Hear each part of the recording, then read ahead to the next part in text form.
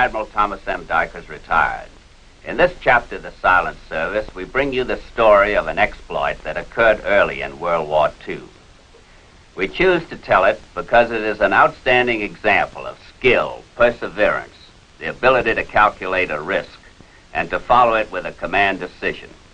I didn't mention nerve.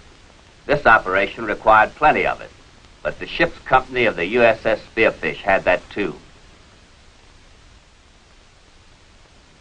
On the day our story opens, the Spearfish had been on patrol off Luzon in the Philippines for 45 days, under the command of Lieutenant Commander James C. Dempsey from Mystic, Connecticut.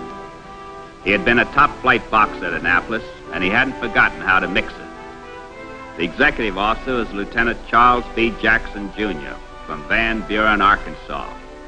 The engineering officer was Lieutenant M.H. Austin from Altus, Oklahoma. Figuring that we've got to stay submerged during daytime until we get south of Java, it's going to take us 21 days to make Fremantle, Australia. I'm commencing to forget what daylight looks like. Yeah, it's sure going to feel good to get that sun on our backs again. Yeah, my heart's bleeding for you guys. I notice when you're in port, you never get up till the sun goes down. How old are you, Captain? I'm 33. What's that got to do with it?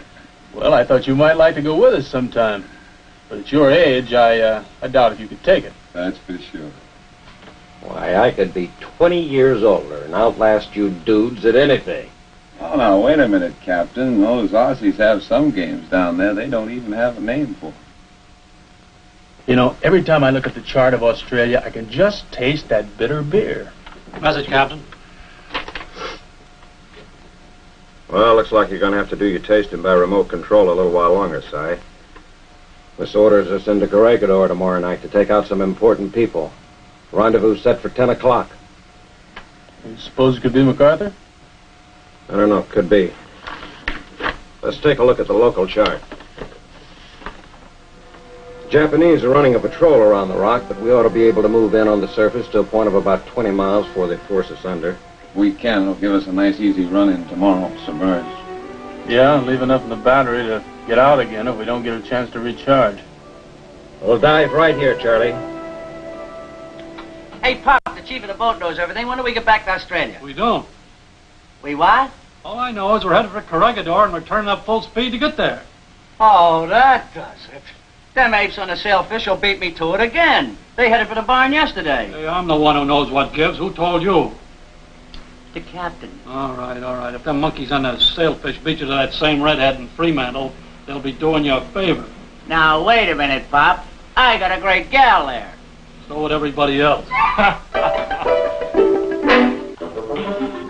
The Spearfish headed for Corregidor under the cover of night. Since she could cover only about 40 miles submerged without recharging, Skipper had intended to run the last 20 miles underwater. However, the enemy had other ideas.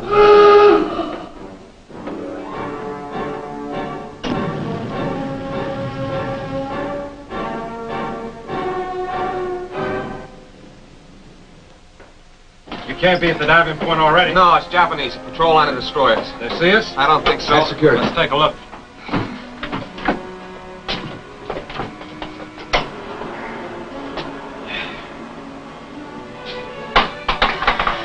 They're a little on the starboard bow, Captain. I see them.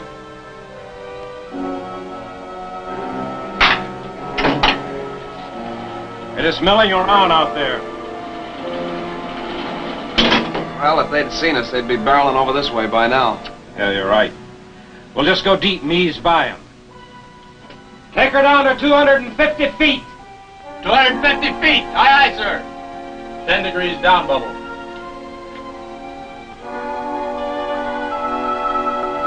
Be daylight in about an hour. That means we'll have to stay submerged all the way into the rock now. Well, it'll be about 30 miles instead of the 20 we figured on. We'll make it in all right, but if we can't find a way to charge batteries, we're going to have trouble getting out. It may not be so bad in there. They might even meet us with a brass band. Ever occur to you they might not meet us at all? What do you mean by that, Captain? Suppose the Japs captured the rock last week, or last night, or even today. They'd have a reception for us, but it wouldn't be the kind we'd like. Yeah, that's right. If our codes have been captured, the Japanese could have sent the message requesting that we pick up these people in the first place. It's not likely. It's possible. We'll know better when we get closer to Corregidor. Captain to the conning tower. Captain to the conning tower. Captain? Yeah. Japanese patrol boats up ahead.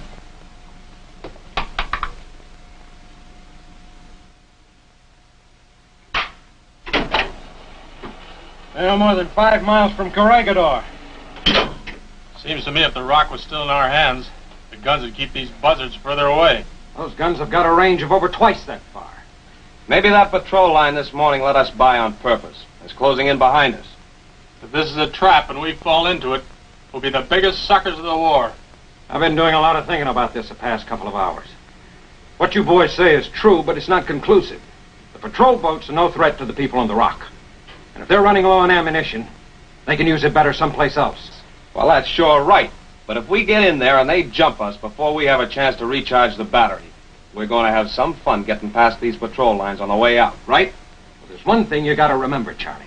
If they hadn't needed us, the force commander wouldn't have ordered us in here. But we got to take a chance. Well, I just hate to look so fat, dumb, and happy, that's all. We're not going to get caught that way. We'll just go deep now and under this next patrol line. When we get to the rendezvous point, we'll settle on the bottom. I just hope the Japanese haven't mined the area. Me too.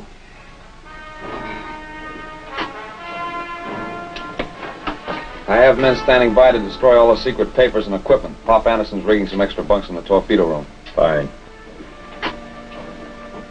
Si,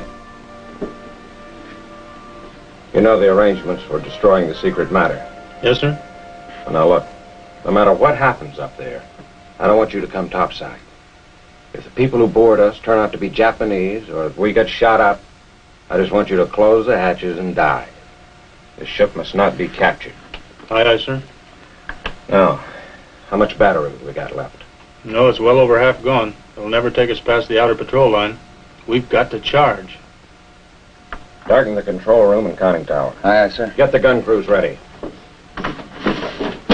Gun crews, assemble in the control room. Gun crews, assemble in the control room.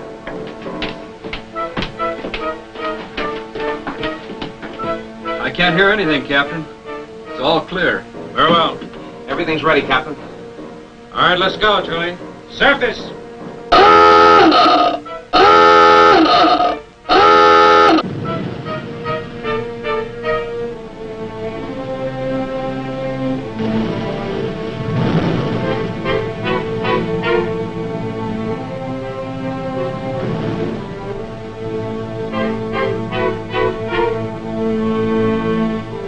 They're not here, Captain.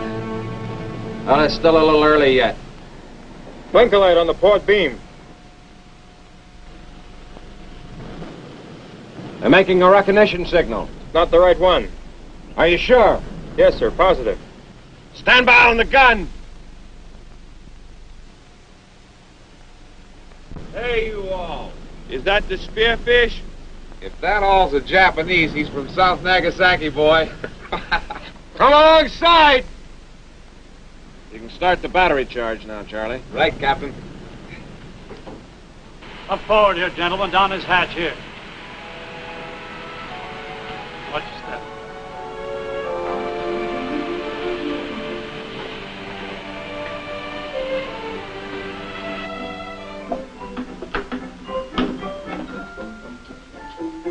Hey, you're Dave. Oh, it can't be. It's just the Army.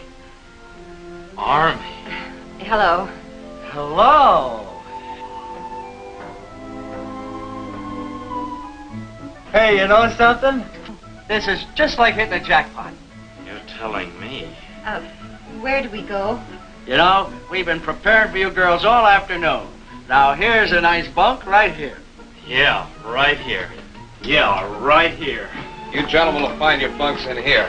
You girls follow me. We're going to give you the chief's quarters, all to yourselves. Oh, that sounds nice, but won't we be taking up too much room? Well, now, you haven't seen the chief's quarters, miss.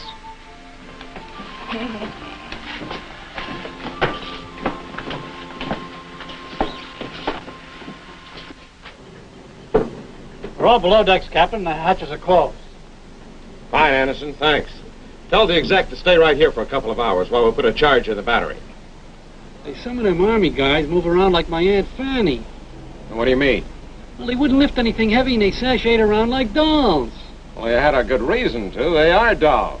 They're nurses, over half of them. The rest of them are Army and Navy officers. Women on a submarine? That's bad luck. Yeah, and we got 13 of them. 12 Army and 1 Navy. Oh, we'll never get out of here.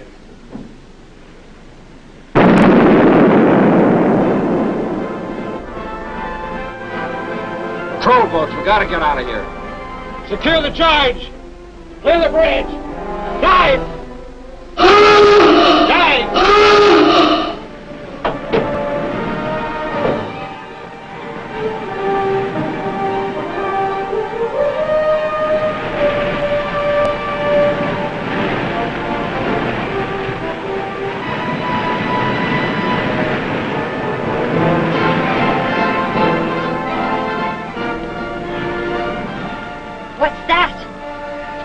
Like we're sinking. Japanese come. We dive now. I wish I'd stayed on Corregidor.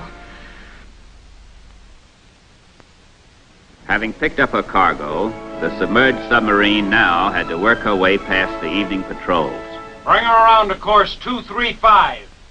You're heading for our own minefield, Captain. That's right, Charlie. When we get there, we're going to go right along the edge of it. It's my guess the Japanese know exactly where it is, and they won't come anywhere near us now. I just hope it's where we think it is. I'm just as frightened as the rest of you, but there's nothing we can do about it. There's only 4 bunks. Now how can 13 of us possibly sleep? Hey, steward! Aren't there some other bunks for us? No, lady. Bunks all full. Captain say all nurses stay here. Well, there's nothing we can do about it. We'll divide the day into 3 8-hour periods, with 4 of us sleeping at a time. That only makes 12. There's 13 of us. Oh, well, we'll draw lots. And whoever gets number 13 has to sleep on the floor. I'm so tired I could sleep standing up. We ought to turn right now, Captain. Well, what's the course to run parallel to the edge of the minefield? 285. Bring her right to 285.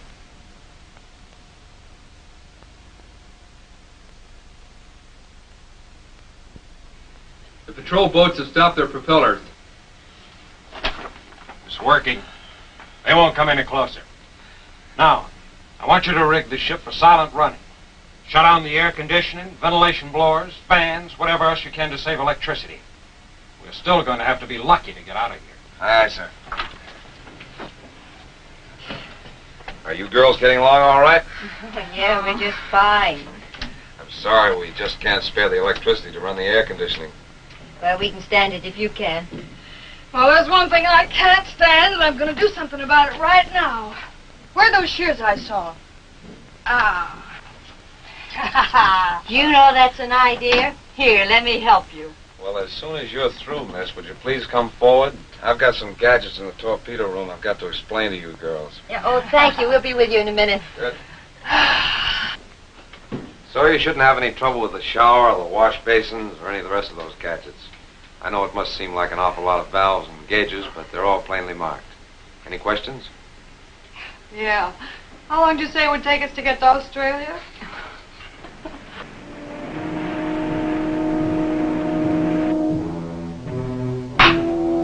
I don't see a thing, Charlie. Maybe this is our chance. It's an hour and a half before daybreak. If we can charge the batteries that long, we can thumb our noses at them tomorrow. Yeah. Propeller noise is bearing 105. Up scope.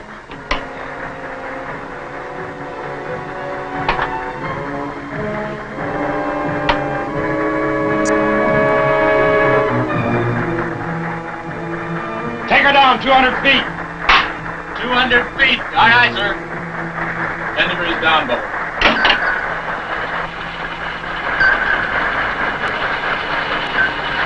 He started up his search gear. He's passing overhead.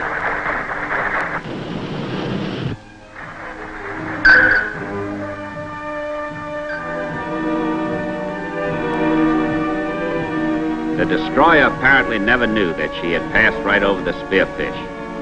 But for the submarine, the chance to surface and revitalize her air and depleted batteries before sunrise was lost.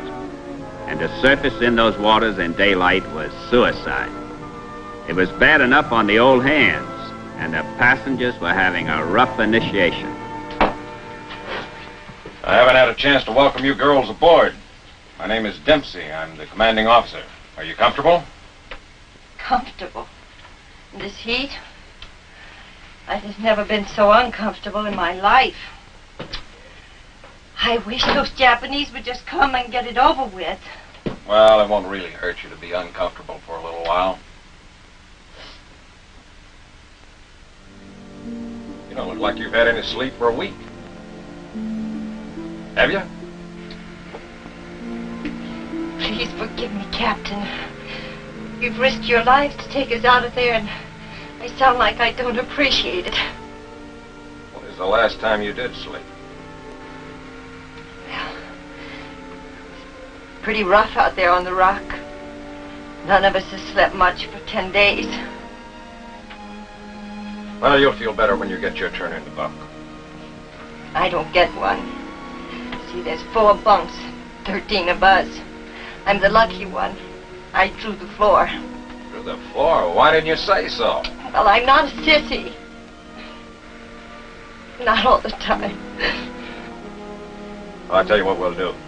I have to be up when we're on the surface in enemy waters. So I won't be using my bunk at night. You're welcome to it. You need your rest. You just be out of it by 7. I'll sleep in the daytime. You just don't know how good that sounds.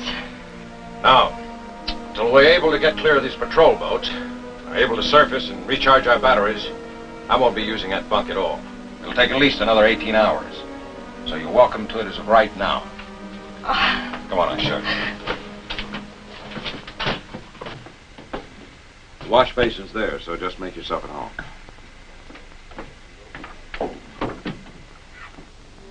At last, the welcome cover of darkness descended. I don't know how we made it. It doesn't figure. Battery company must have built in some good gremlins. God bless them. Well, let's get some air. Surface!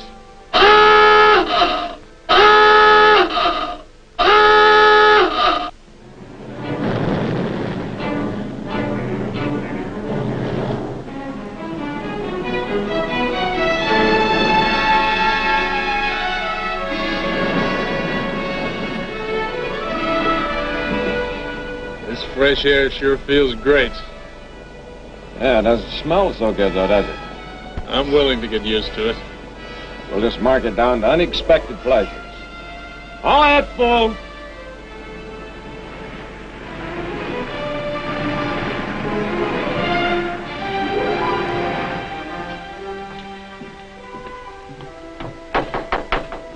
Yes, who is it? Stewart, lady. Oh.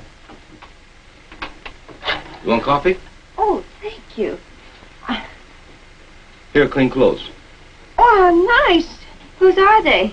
Crew send all ladies. They take shower now. Oh, shower, that's for me.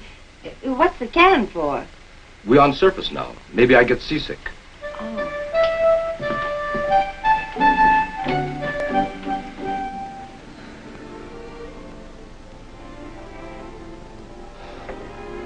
Hi.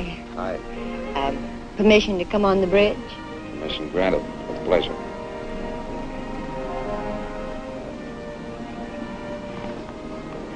My, pretty night. So quiet. Yeah, sure is a fine night, all right. Real quiet. No sign of trouble. It's the best kind. Now, I'm awfully ignorant, but just how does trouble show itself? Well, I keep a sharp eye out for smoke, for mass, planes. But usually the first warning comes from the lookouts. They can't afford to take their eyes off the ocean for a second. They're up there. Under normal circumstances, they can. Normal circumstances. Guess it was pretty rough back there, wasn't it? It was just horrible. I can't seem to stop thinking about those guys we left there. Yeah. How close we came to. Look, how do you get used to a thing like that? You don't get used to it. It's the same way for all of us. You just have to learn to live with it. All right, you guys won't see any smokestacks down here.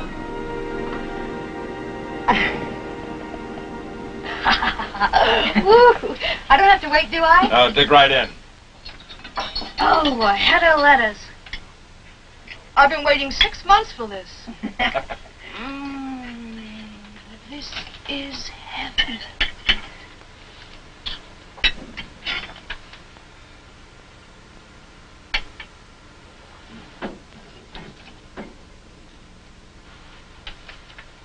Corregidor has surrendered.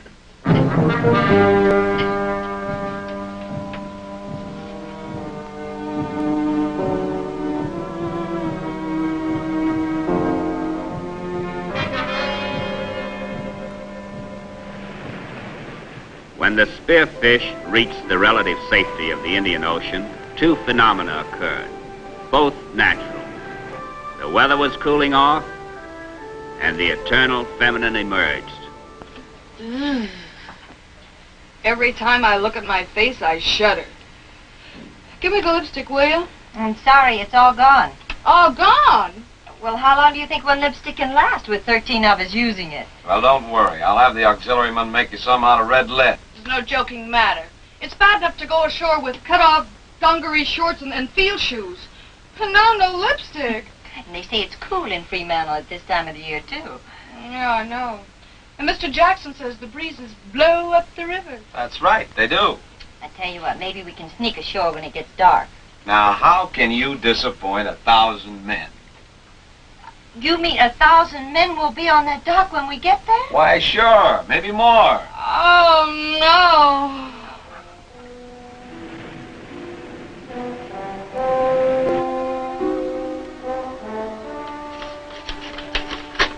Have the communications officer send that out right away. Aye, aye, sir.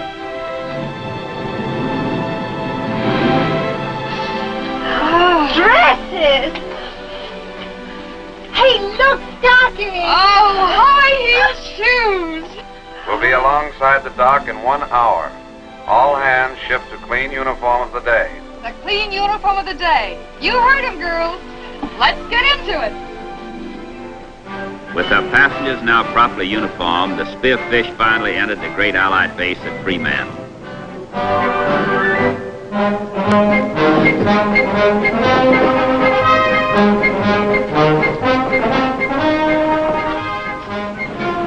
Goodbye, Captain. We'll never forget you.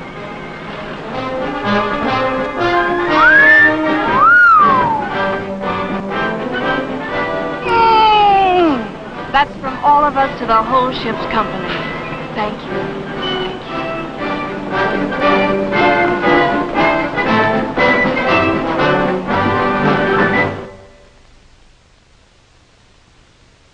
Captain M.H. Austin, United States Navy, who is the engineering officer of the USS Spearfish, is with us. And it is with a great deal of pleasure that I introduce him to you. Hello, Si. It must make you feel good to think that your ship saved those 25 people from the rock. Yes, it was one of the most satisfying things we did in the whole war. They must have been a really fine group. They were a fine group. After hearing what those women went through on Bataan and Corregidor, I felt like the submarines were having it easy. The women were enduring the same hardships the men were, washing out of a helmet and working around the clock when it was necessary. The nurses had such a nice life in peacetime that we used to wonder whether they could take it when the going got rough. They showed they could throughout the whole war, and my hat's off to them. Yes, and I'm sure the nation's hat is off to you and the fine crew of the USS Spearfish. It has been a real honor to have had you with us. Please be with us again when the Silent Service brings you another exciting submarine story.